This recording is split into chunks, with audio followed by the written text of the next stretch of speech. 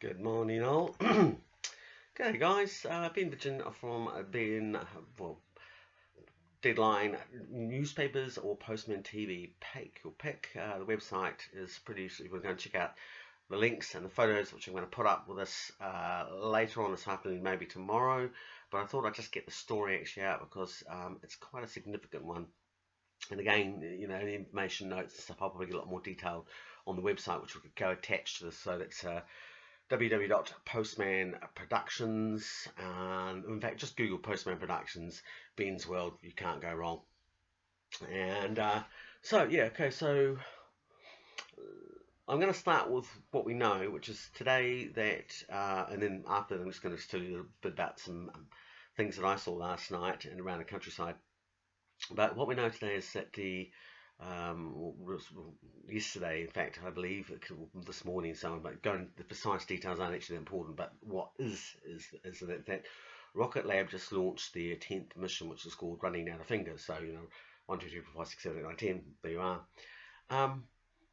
What I find really interesting about that is it was in our news hub today. Oh, this Rocket Lab's doing this, wasn't great. Well, this is the 10th particular mission. Wahoo, New Zealand's doing space, aren't we? Big wank. But if you actually go and sign up online and you look online, which is what I'm aware of, and I've got some other stuff which I'll post up today because I've actually been researching this one in advance. The mission itself is basically designed so that the lighting of the torch required for the Olympic Games, which has got all sorts of huge cultural significance, and as a real, they've really put the poster up in big glossy letters telling us about what they're about to do in terms of notification. But it's basically going to let off a huge fireworks over Japan. So this lighting the torch by big fireworks. Ooh, how tech, all little.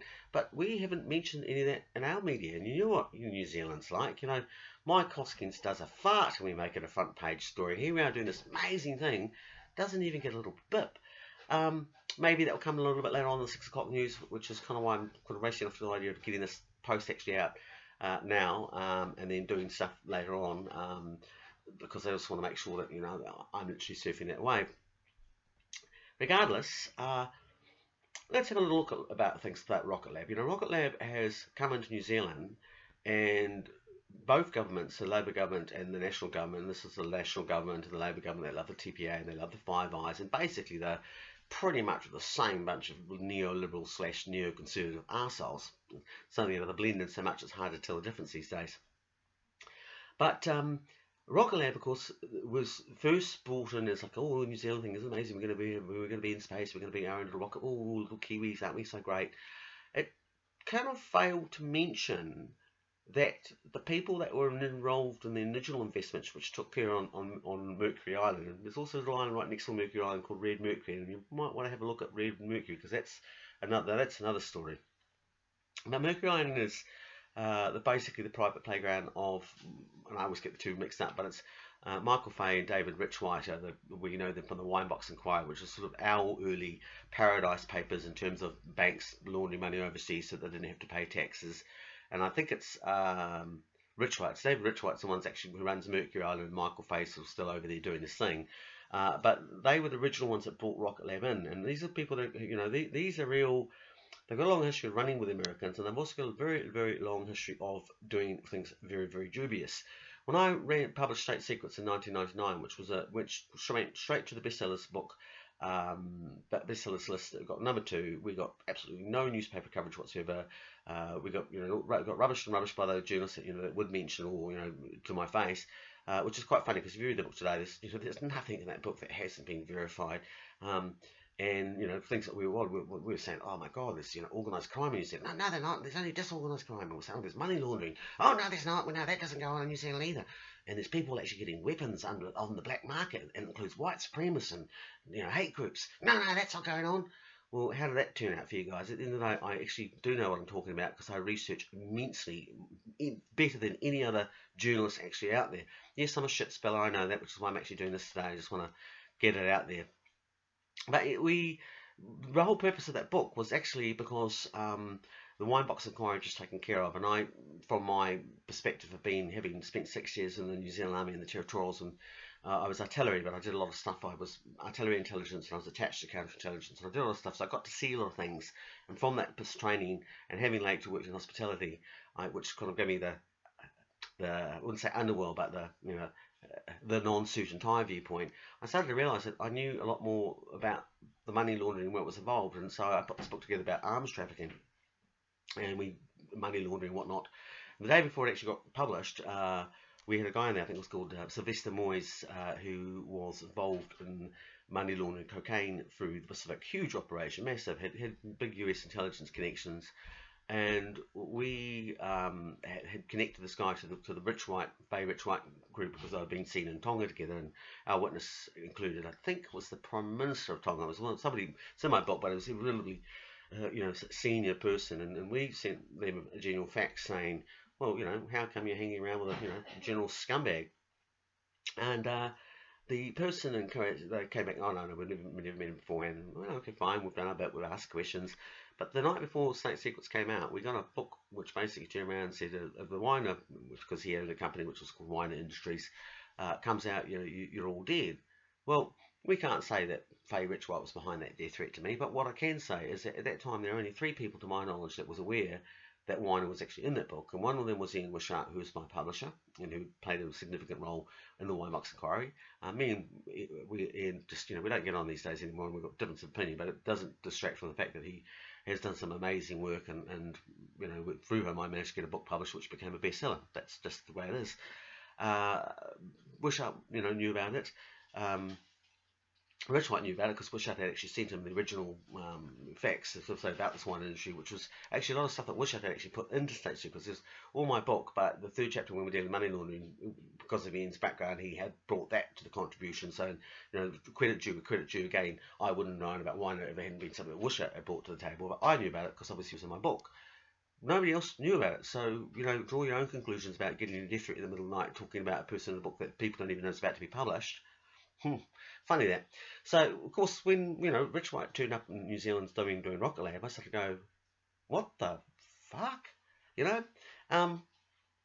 So I started paying a lot of attention to Lockheed, which then in turn around moved to Mahia Peninsula, which is right in the Coromandel. It's a very, it's lots of gold and minerals and oil along the east coast.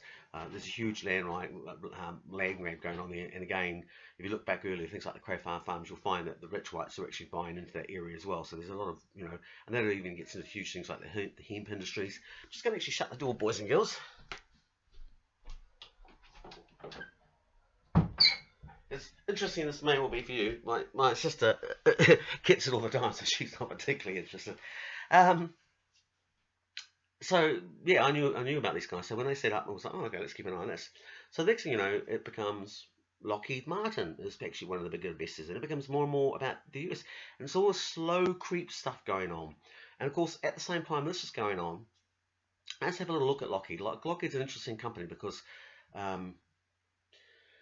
you have Lockheed Martin are a big player in the Pacific in terms of they're involved in the deep sea mine industry, connections with PNG, and it's another company I think called UK Undersea Resources Limited. I think they've got an affiliate. They're actually Lockheed's actually an American company but based in England. I'm pretty much sure that they've got a very long interconnecting relationship with companies like Babcock and Serco, which are again in New Zealand got a huge presence here as well. Our prisons, our health department, and our defence as well. Plus, I think and Lockheed have again got huge contracts with the police. After March 15th, of course, they've got all that new surveillance toys and all other things they get. So yeah, even more money. And of course, the other ones that there's $20 billion that's been spent, they're getting a big chunk of that as well. Lockheed have got huge connections in terms of the New Zealand operations in Antarctica, which are shrinking more and more because we want to protect the environment. At the same time, the American operations in Antarctica, which are run by a Lockheed subsidiary, which is Raytheon Missiles. Antarctica, it's meant to be US, no military stuff is meant to go down there, but they've actually expanded their base. They've been building, 1995 they started building a second base on Antarctica called Scott Omberton.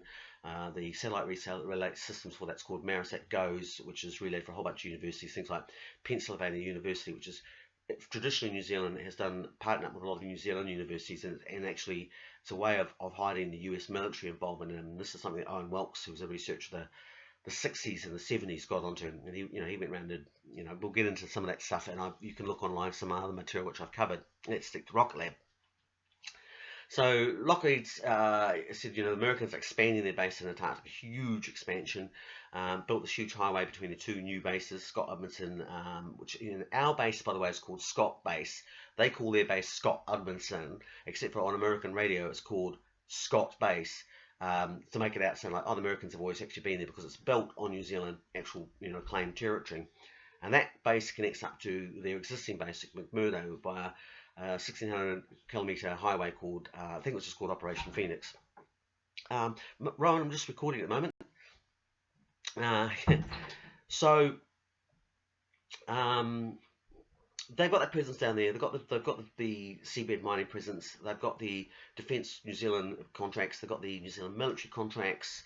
And now, of course, they've got Rocket Lab. And of course, another thing about interesting thing I will point out, it's not the most significant point, but if you go back to the early days with, the Spruce Goose, which was Howard Hughes, which is the character which Tony Stark's loosely based upon, and when he passed away, he was being looked after basically by the Mormon Church, and so Lockheed actually has a very strong Mormon connection as well.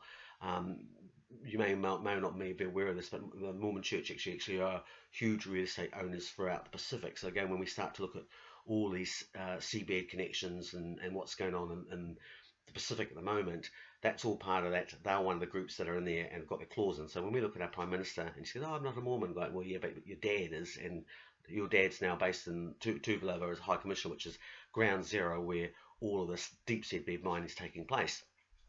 So that's where those guys are in here, and that's the background of it. But let's take this a step further, because the thing about Lockheed or the Rocket Lab is that what a lot of people don't actually fully comprehend, and I think I've mentioned this in tapes before, but I'll mention it again because of what's going on, is that Rocket Lab's not just a rocket, it's actually what they call a hypersonic rocket. So basically the very first article I ever wrote, was actually not when I was 13 years old for the local newspaper in our school, Boys High. I think it was called How Fast Can You Say Your Prayers, and it was talking about the speed at which it takes a missile to get from Russia back then to America, which was, I think it was, I can't remember, but the reality is now with these hypersonic missiles, you're talking 7 minutes Beijing to Washington. They travel at 27,000 kilometers an hour. They are super, super fast. One of the reasons why they were created was to overcome the issue of the missile defense of, what we call the son of Star Wars.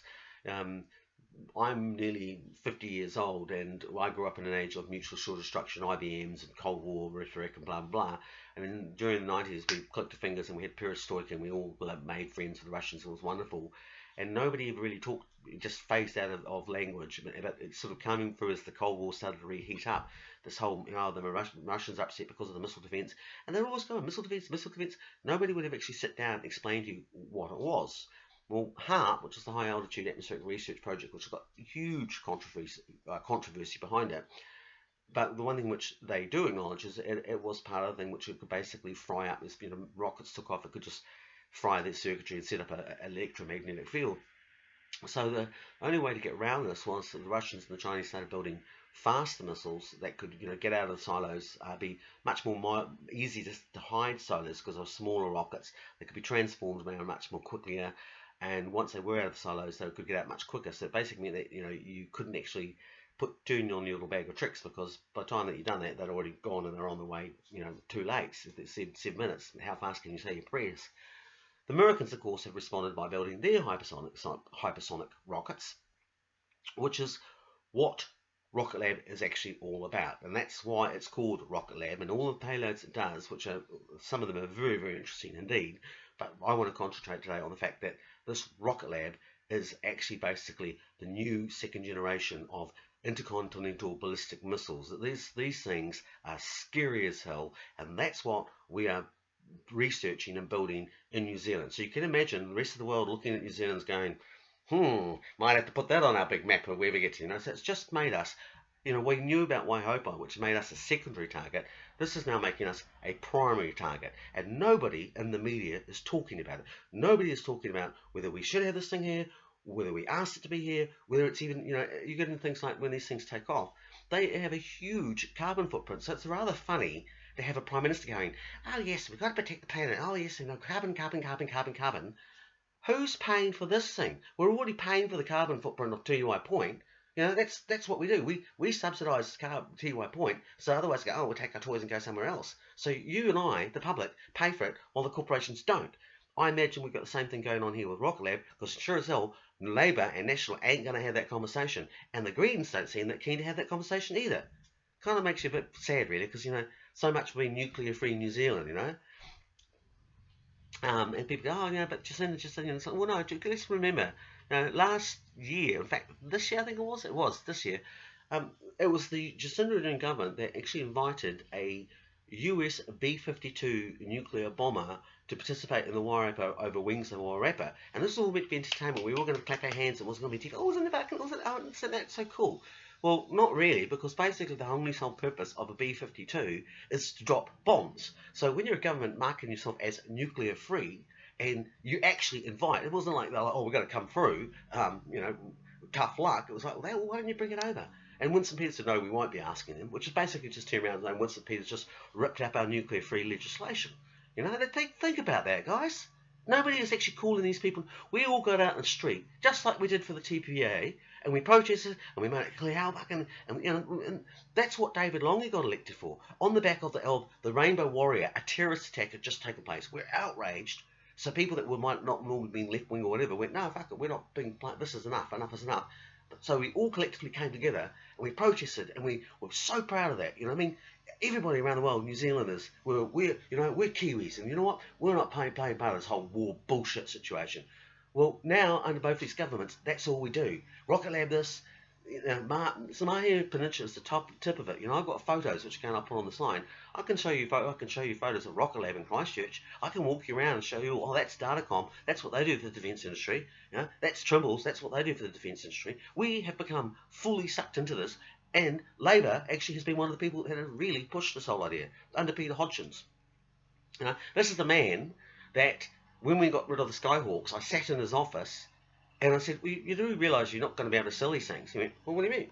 I said, well, the user-in certificate, which is basically the country that makes a weapon, they get to decide whether you can or can't sell them, because the Americans wanted to punish us further. They went, no, you can't. So we just sat there and got rid of our Sky Rings, and sat there and they're mothballed and cost us even more money, and now we don't actually have a strike defence fleet. But we do have we have Rocket Lab.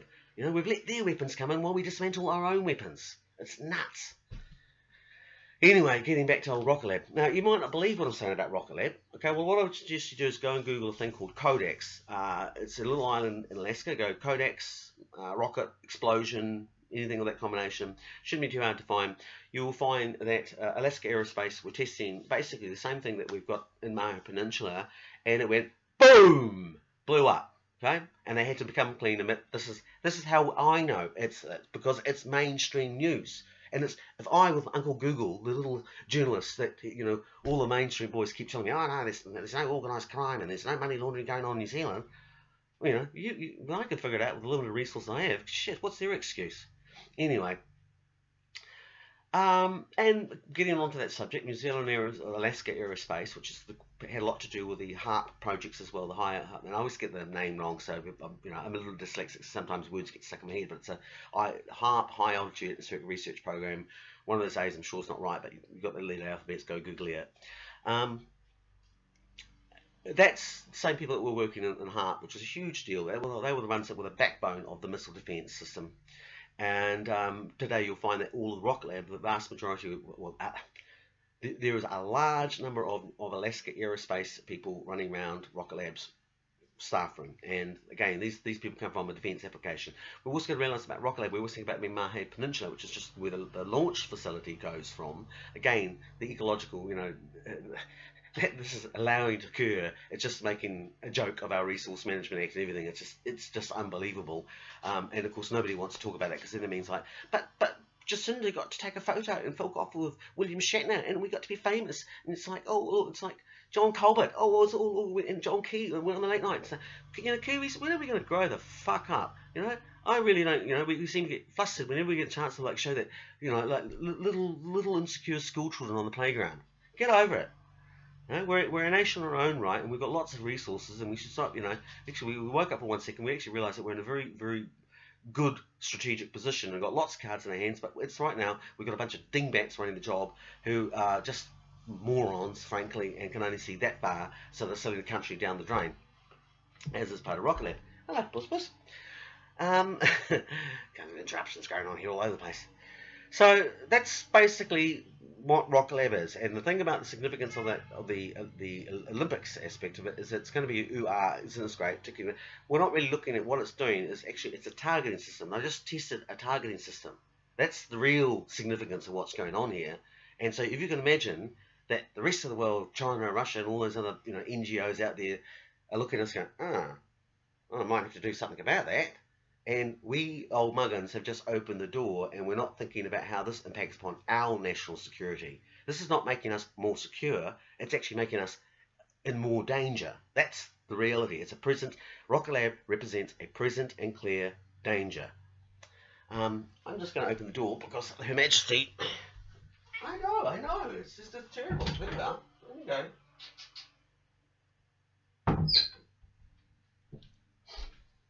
I'm pretty certain that John Pilcher doesn't have to put up with this stuff. Where are we at? Okay, so that is basically where we're at, and I'm going to put a lot of stuff again about the geopolitical ramifications of the Japanese Olympics, and the symbolism is quite amazing as well. So I've got that already to cut and paste and put down on the links as well. I'll do that later this afternoon. Which is right now we're at 11:40 a.m. New Zealand time. So once I've gone and done things today, like put myself up and so on, I'll put that down. So probably the idea is to get it all up out there. The full website to support this by the 6 o'clock news tonight. But it's a big deal. It's a really big deal, and it's part of a bigger picture that's going on at the moment. Because Rocket Lab was one thing. Last night, on my social media post, which I'll just put the link to that page because I was just tell you a little bit of a story there. But back in my day, I saw last night I went to bed and something caught the attention of my eye, and I walked out to the window and I look out to Mount Watkins, which looks out behind that is Manitoto Central Otago in Middlemarch. And I saw something just move across the sky. It just went, whew, and it was so fast. It was more like a flash than a movement, And like the context is I looked at that area, over the years, probably 20 years, and I know my lightnings and my thunders, and this was something that I hadn't seen beforehand. And again, I've made a little post of just the mood that it left me, and I wasn't even aware that Rocket Lab, that was. But I made a little post last night about the impression it left on me, and so I'll put the time on that as well. But I woke up this morning and I was just having a little think about, what's actually out that area. And one of my followers turned around and sent me a link about the Rocket Lab, which I'd completely forgotten that it was launching. Running out of fingers. And I went, wow, and we keep going out that way. Middlemarch, it's you've got Leo Labs, which is just set up, which is on private land. Dig a bit more. It's more that military industrial aspect of it. Same thing with Arrow Bay, which is the down in Bluff, which again got HARP connections. I can't remember. I think it's Tiger is the university program, but I can't actually remember the organisation behind it. But the one of the green guys says, "Well, no, it's not military. It's not military." Well, grow up, guys. It may not be military on the surface, but when you go in there and you find that the equipment's built is run, it's got a stamp on it, and you go and look at that company and you find out that they're actually part of the military industrial complex. It's military. Walks like a duck, talks like a duck. It's a duck. We at the same time this is going on, we've got this space program popped up at Otago University. There's one at Christchurch University. There's one at Victoria University. One of the things that they're launching at Rocket Lab was a thing called Quake Tech, which came out of Victoria University. Again, all the things that I've been writing about for years about the upper atmosphere and the ionosphere stuff. This is what these guys are testing. So we've been, it's like, there's no organised crime, there's no manual laundering. When are you guys actually going to get it? That I don't just make this stuff actually up. I actually read, and I go and look at stuff. And most of the time, what I do is what my predecessor Owen Wilkes did was I use their own material. So, it's not just I'm going, I'll make this up today. It's like, I'm actually, here you are, here's the stamp, here's the material. They're not doing, well, I know they're doing it because they told me. And if you bothered to actually get off your asses and do your job and read, you'd find it too. I'm not the brightest guy in the world. I just read very prolifically, and I happen to have a very good memory for information. Um, that's it. Don't let me fix your toaster. But when it comes to information, I'm bloody good at it because I do see dots and I join them up and I research and I reconfirm that. So, outside of that, you go down, you look at, the airport at Christchurch that was Operation Deep Freeze, and you take see photos of it like, pre-Christchurch earthquake when it's now. It's huge. And this is all through this Antarctic operations where, they want to get in there and mine the resources, the minerals and resources. There is a huge land grab going on, and it's huge. We are right in the middle of it, and it's between us and, it doesn't really matter who's getting it in terms of the fact of how it impacts upon us, and we're really not standing up for our own rights, and we're letting leaders that are quite happy for a 30 piece of silver and a chance to be on the late night show, sell us down the drain. And I'm kind of a little bit fucked off about it, to be honest. Anyway, that is what Rocket Lab is. I'll put lots and more stuff for you actually onto it, and fill your brains full of information galore on my website. But you've got the basic idea now that you really need to go and pay attention to this thing and have a real fucking hard look about it. Early beginning of this year, also went to the Waihope Spy protests. The Green Party was sitting there going, "Oh yeah, we've been spied upon," and I basically turned around and said, "Shut up, crybabies," because you sure as hell didn't say anything when the people that were in Christchurch and the earthquake activists were being spied on. You didn't stand up for them, and when the 1080 activists were being spied on, you didn't stand up for them. So I really don't give a shit about you guys, And as Helen Kelly said, you made lip service on the mass surveillance spell. You go there saying the same things about Waihope. Oh, it's a listening station. No, it's a lot more than that. And again, some of those guys there who have been there and done really good work in the 70s and 80s, but they've got to the point now where it's like, oh no, we're the big men and we know all about this. We don't need anybody to tell us how to. Well, you do, because you're stuck in the mud and things have moved on and you need to actually catch up with the game. And you started to talk, I said, point out to you, so like, oh no, it's just a listening station. So, well, no, you actually had a speaker the year beforehand that pointed out that this thing's actually helped to use as drones. So if for nothing else, and they even had cartoons up there on the wall pointing out the fact this thing is used for drones, it's a targeting system. Okay, Waihope and all of this stuff that's popping up like mushrooms is used so that we are now the new landlocked aircraft carrier, and that makes us a big bloody target. And the Greens never talk about this because, in fact, and I will finish this point because it is very significant to what's going on with Rocket Lab. If the Greens had any credibility at all, they would be denouncing the thing loud and proud. They don't. You hear from the Greens about Rocket Lab, and that's because they're also into this huge thing into like smart technology. Oh, this is great. This is going to save the planet. Make it. Well, no, because again, who's saying that? James Shaw, who's former Bayer Pharmaceuticals PR person. That's what he did for. His job is to make pesticide people that hang out with Nazis look good. Okay, that's the leader of the Green Party, and his mate is a guy called Nick Gurich, who is an intellectual property lawyer and used to be a member of the Young Nats. And a lot of the stuff that on his company on the surface looks green, and he's based in Picton near Blenheim. You start to look at who their clients are, it's green, military green. Okay, so that's the people that James Shaw's mates are in bed with, and these are the people that are popping up right now and going, oh, we're going to be using this to measure climate change. No, you're not. You're using this as a weapon. Okay, and the whole purpose of the climate change, all the stuff that you're doing in the Pacific, is not about, oh, wasn't this wonderful, we're going to protect climate change. It's about putting in an infrastructure so that you can mine the shit out of that fucking place and actually rape those people again, which is what you've been doing. And sometimes, James, I almost wish the Japanese had won the war, because I look back at what the Americans have done in the Pacific, Bikini Atoll, Christmas Island, it goes on and on and on, and now they're doing it all again. And back in the day, we had people like John Pilcher, and we had Ono Wilkes, and we had people that were representing green values that were environmentalists. Now we have just a whole bunch of fucking yuppies drinking craft beer going, carbon, carbon, carbon. Fuck off. Okay? I don't give a shit about the carbon. I'm caring about practical things that actually make this planet fucking better. And when I see you actually being quiet and keeping silent about people that are actually making it terrible, you don't have any credibility. Have a little think about that. Go and check out Rocket Lab. Seriously, I said, main thing is a hypersonic missile. Look what this does for carbon credits. If the Greens had any fucking credibility, they would be talking about this. Going, this is what they're supposedly so dear to them, yet this thing they suddenly turn the other way. Same with our Labour Party. They're meant to be all about, oh, yeah, we're Norman Kirk, oh, that's our nuclear moment. Well, why is it that you're actually allowing these people to come in and do the very opposite of what you're actually meant to be standing for? Have a think about that all. Welcome to Deadline TV. Welcome to the wonderful, cheerful world of Captain Giggles. Have a good one, and be safe out there.